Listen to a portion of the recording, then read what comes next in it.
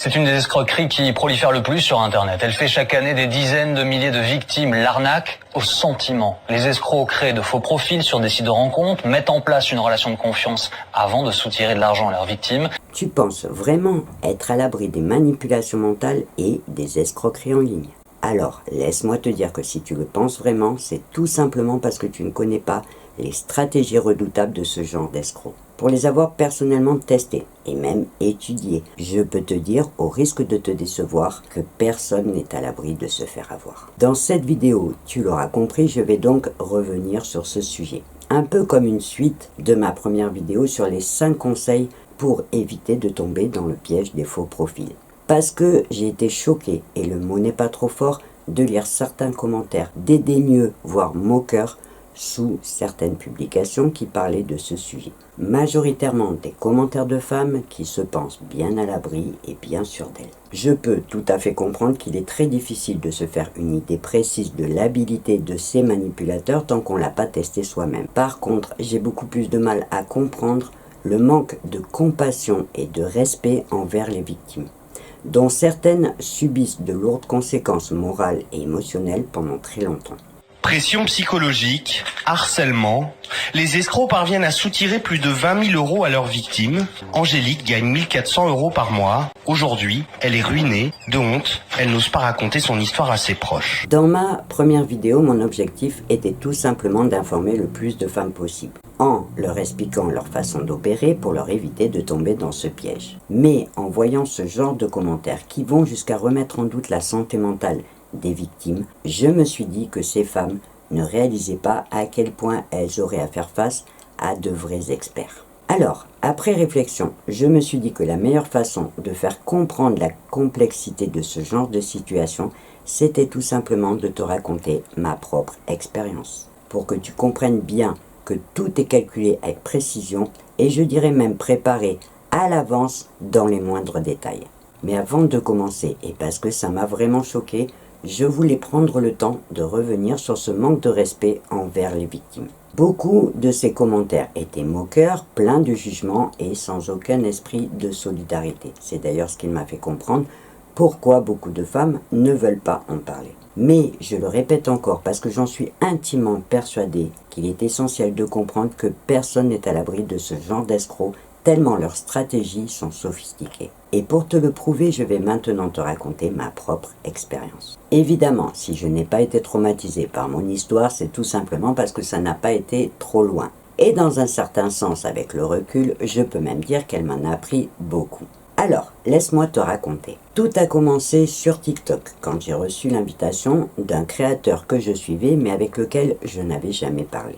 Pour tout te dire, sur le moment, j'ai été un peu surprise. Tellement que la première question que je lui ai posée, c'était « Est-ce que tu es vraiment le vrai ?» On va l'appeler Franck pour mon histoire, donc « Est-ce que tu es vraiment le vrai Franck ?» De là, il m'a répondu qu'il ne savait pas comment me le prouver. Alors, j'ai eu l'idée de lui demander de me donner un mot particulier dont il avait parlé dans une de ses dernières vidéos. Et là, sans hésitation, mon Franck me donne le mot. Donc, me voilà rassuré. On commence à parler, à se présenter, à parler de nos vies et de nos projets. Franck m'explique son projet en détail et me dit juste qu'il a besoin de conseils en marketing. À mon tour, je lui explique mon projet et je lui dis que justement ça tombe bien puisque je suis formatrice en marketing, en communication et donc en renfort mental. Et là, on passe plusieurs heures à parler de son projet que je trouve d'ailleurs fort intéressant. Au final, il m'envoie même, on va dire, la partie technique de son projet par message. Et moi,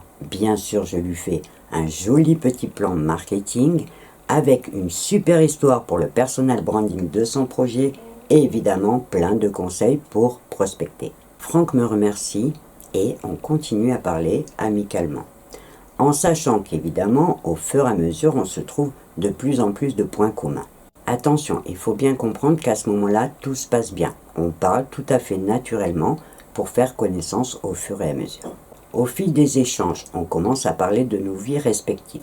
Et là, Franck me confie qu'il n'a plus du tout confiance en l'amour. Parce qu'il a été trompé par sa dernière femme et que depuis, il a évidemment beaucoup souffert. Il m'a parlé de sa famille, de ses enfants, même de sa maman. Presque tout était vérifiable sur les vidéos du vrai créateur. Et si je te le dis, c'est évidemment parce que j'ai vérifié. Alors, qu'est-ce que j'ai fait? En bonne formatrice, avec un grand cœur, j'ai passé des heures à le rassurer, à le réconforter, pour lui redonner confiance. Et je me suis trouvée plutôt persuasive, parce que ça marchait bien. D'ailleurs, il n'a pas tardé à commencer à faire des allusions, en me disant qu'il me trouvait gentil, compréhensif, et même que j'étais une belle femme. Puis, petit à petit, mais tout en douceur, il a commencé à me demander si je prévoyais un jour de refaire ma vie. Alors, je lui ai tout simplement expliqué que je n'y avais pas vraiment pensé, mais que si ça devait se faire, ça serait que pour une vraie et belle histoire d'amour. Et évidemment que si je rencontrais l'homme qui correspondrait en tout point à ce que je recherchais. Du coup, bien évidemment, il m'a demandé de décrire mon homme idéal. Pour faire simple, on va dire que je lui ai à peu près décrit ce qui ressemblait à un ange. Tant qu'à faire, autant placer la barre haute. Et je te laisse deviner. J'ai eu la chance incroyable que Franck corresponde en tout point à mon homme idéal. Et encore mieux, je me suis rendu compte que j'étais aussi sa femme idéale. En résumant l'histoire comme ça peut paraître un peu con, mais il faut savoir que se rajoutent à tout ça les détails. Par exemple, Franck avait pris l'habitude de calquer les horaires d'envoi de ses messages sur le vrai supposé emploi du temps du vrai créateur. Celui-ci déclarait travailler dans un restaurant. Et Franck m'envoyait un message à l'heure de la fin du service, en me précisant qu'il allait prendre sa voiture pour rentrer et qu'on reparlerait une fois qu'il serait chez lui. J'ai même reçu la photo d'un bouchon sur la route un soir pour me dire qu'il serait un petit peu en retard pour arriver chez lui. Et j'ai même reçu des vidéos de lui pendant son travail, en sachant qu'en vérifiant, j'ai effectivement retrouvé ces vidéos sur le compte du vrai créateur. Par contre, il y en a une que je n'ai jamais retrouvée en public. Alors, je ne peux évidemment pas te résumer 3 semaines d'échanges en quelques minutes. Mais, pour te résumer la suite, c'est à partir de là qu'il a commencé à attaquer les petits mots doux, à me couvrir de compliments et à commencer à faire des projets pour l'avenir. Jusque-là, il n'y a que 2 choses qui m'ont vraiment paru bizarres. La première, c'est qu'il insistait tout le temps sur la confiance. C'était vraiment super important pour lui. Alors au début, je me suis tout simplement dit que vu ce qui lui était arrivé avec sa femme, c'était compréhensible.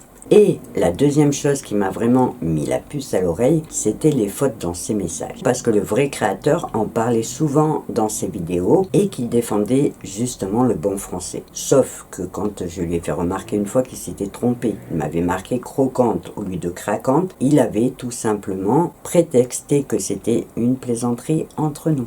En fait, c'est comme les chats. Ils retombent toujours sur leurs pattes. Par contre, j'ai fait plusieurs petits tests. Je lui ai demandé son adresse, qu'il a évidemment refusé, en prétextant que c'était un homme public et qu'il ne pouvait pas se permettre, lui, de me faire confiance. J'ai aussi posé des questions par rapport à des vidéos même anciennes du vrai créateur, et bizarrement, il a toujours su me répondre. Alors je me suis dit que soit il connaissait toutes les vidéos du créateur par cœur, soit qu'il avait carrément un assistant à côté de lui qui lui faisait les recherches pour qu'il puisse me répondre.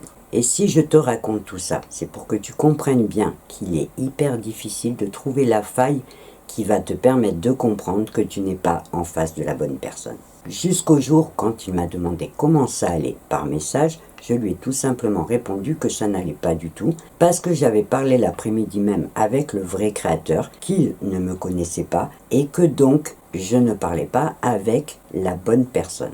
Et là, je te le donne en 1000, il m'a carrément dit que c'était lui que j'avais eu au téléphone et qu'il avait fait exprès de me dire qu'il ne me connaissait pas, parce qu'il avait été vexé que je vérifie son identité et donc que je ne lui fasse pas confiance. Il faut quand même savoir que les 2 mots qu'ils utilisent le plus, c'est confiance et sincérité. Et donc, sans mentir, j'ai bien dû discuter avec lui 1/4 d'heure, voire même plus, pour qu'il reconnaisse que la partie était finie. Pour conclure, je lui ai même souhaité qu'un jour il puisse se servir de ses compétences pour faire le bien plutôt que pour faire le mal. On a échangé encore 2 ou 3 messages, je lui ai finalement demandé de ne plus me contacter, il m'a dit d'accord, et je lui ai même dit merci. Ça, c'est mon caractère sans rancune. Au final, je peux dire que cette histoire m'a beaucoup fait réfléchir, surtout sur notre vulnérabilité face à la manipulation mentale, sur celle-ci comme sur d'autres d'ailleurs. Et surtout, avec le recul, j'ai compris que si j'avais à peu près réussi à garder le contrôle dans cette expérience, c'est tout simplement parce que je n'étais pas seul et pas en manque d'amour. Je ne cherchais rien d'autre qu'un échange amical. Mais, en toute franchise, je peux dire qu'en ayant testé leur technique, je comprends pourquoi autant de femmes se font avoir. Tout, vraiment tout est fait pour te convaincre. Alors, évidemment, quand tu comprends que tu t'es fait manipuler par un faux profil, tu te sens con et naïf. Mais il faut bien reconnaître, quand tu analyses tous les détails, que c'est juste hallucinant. J'y ai repensé plusieurs fois depuis, juste pour essayer de trouver un détail que j'aurais pu louper et qui aurait pu m'interpeller plus tôt dans l'histoire.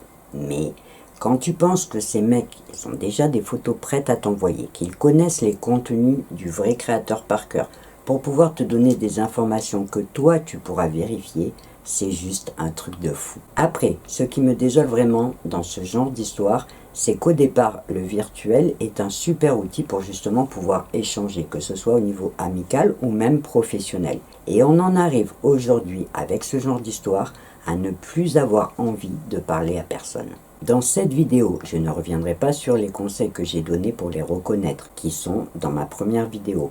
Mais je veux insister sur l'importance de respecter les victimes pour qu'elles puissent parler sans se sentir jugées ou moquées. Il faut qu'elles puissent partager leur expérience justement pour éviter à d'autres femmes de tomber dans ce piège. Et surtout, il faut arrêter de croire que ça n'arrive qu'aux autres. Je rajouterai juste un petit mot pour les victimes et surtout pour les dames qui n'osent pas parler, parce que j'ai reçu quelques messages suite à ma dernière vidéo pour leur dire qu'elles ne sont pas fautives et qu'elles ne doivent pas culpabiliser, mais au contraire en parler autour d'elles pour se faire aider, que ce soit par un ami ou par un professionnel. Parce qu'elles ont eu affaire à des professionnels de la manipulation qui savaient justement utiliser leurs émotions et leurs sentiments pour se jouer d'elles.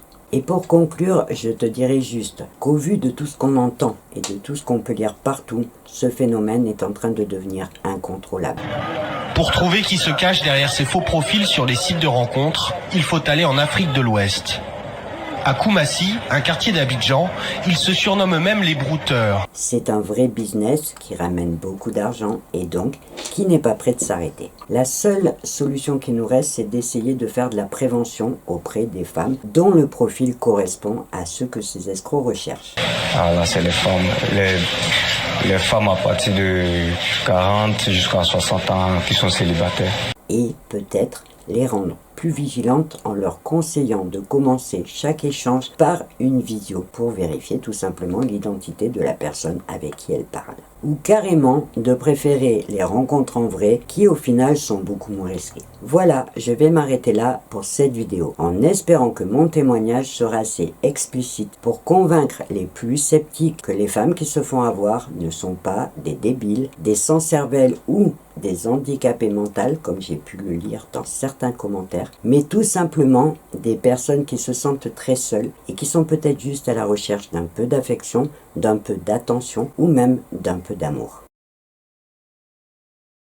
Avant de te quitter, je te rappelle que si tu as des questions ou des réactions à partager, une partie commentaire sous cette vidéo peut te permettre de le faire et je me ferai bien sûr un plaisir de te lire et de te répondre. Cette fois, tu sais tout, alors on va devoir se quitter, mais bien évidemment je te donne rendez-vous dans ma prochaine vidéo et en attendant, je te souhaite une belle journée ou une belle soirée et je te dis au revoir et à bientôt.